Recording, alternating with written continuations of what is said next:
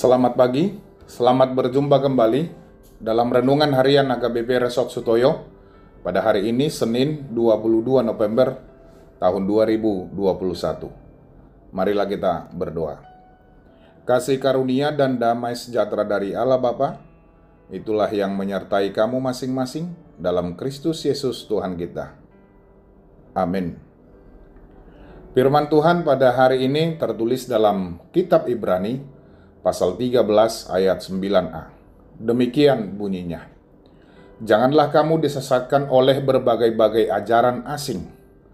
Unang maulo hamu ela-elau nipoda naragam jala nalain. Demikian firman Tuhan.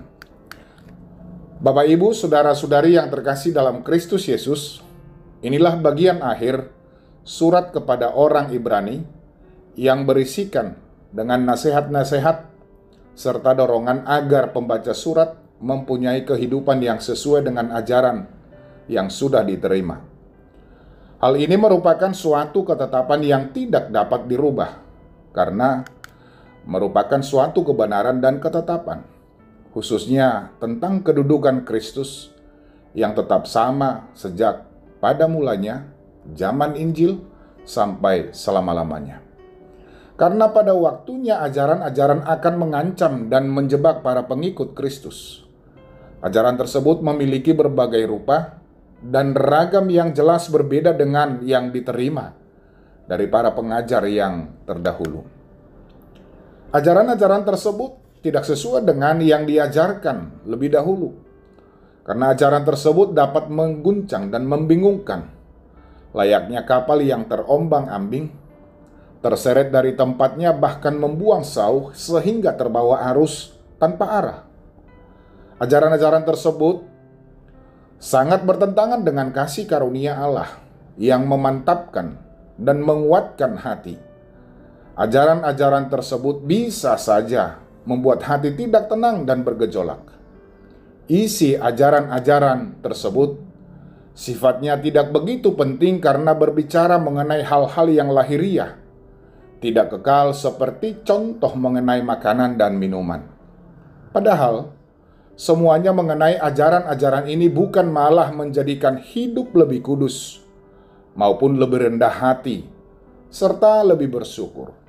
Sehingga bisa saja ajaran-ajaran tersebut akan menghambat banyak orang untuk menerima hak-hak istimewa yang disediakan oleh Allah di dalam Kristus Yesus. Karena itu bukan tidak mungkin kita akan menghadapi berbagai macam ajaran-ajaran yang menyesatkan saat ini.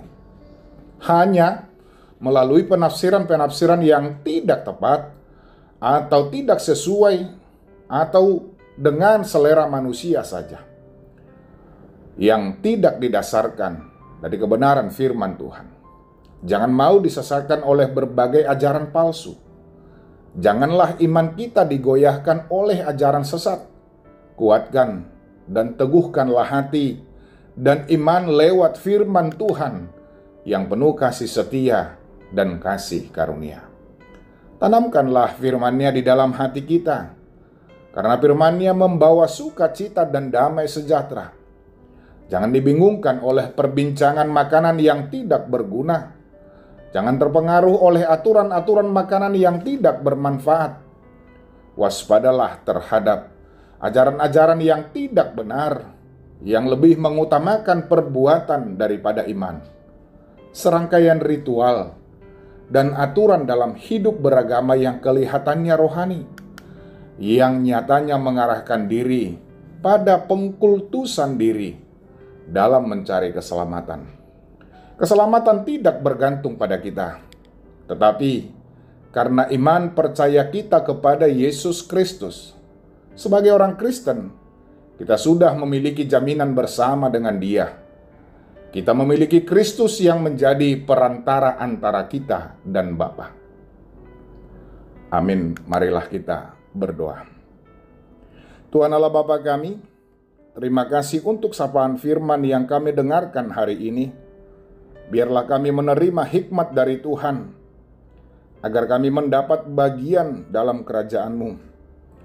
Biarlah kami tetap dalam iman kami, agar tidak tersesat dalam dunia yang penuh dengan ajaran-ajaran yang tidak sesuai dengan kebenaran firman Tuhan.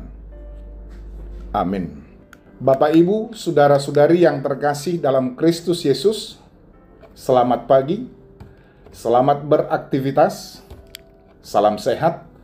Tetaplah mengikuti protokol kesehatan dengan tetap memakai masker, rajin mencuci tangan dengan sabun, menjaga jarak dengan orang lain, dan menghindari kerumunan.